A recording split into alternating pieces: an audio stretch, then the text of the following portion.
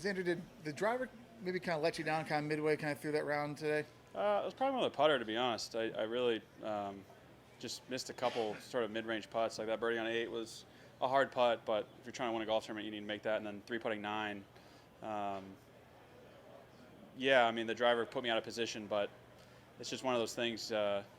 You need a.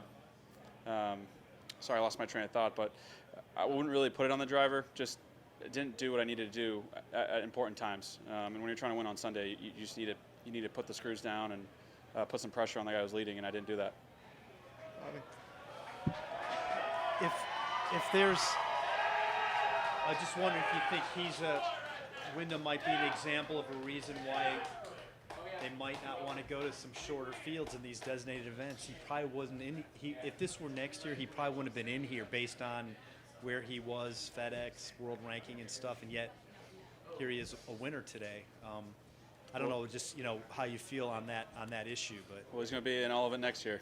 pardon me. So he's going to be in all of it next year. Yeah, well, this should get him up there, Yeah. right? Yeah. No, I mean, for sure. That's definitely there's pros and cons to every change, and that would probably be a con if the likes of him weren't playing. I mean, I wouldn't have minded because I would have won the tournament by 3 if he wasn't here. So Right.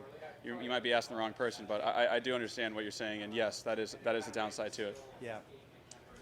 Also, just in terms of your own game, I heard you over there. I mean, you feel good about your game. You just were kind of going up against a guy who did pretty well today. Yeah, a bit of a buzzsaw, to be honest. Yeah.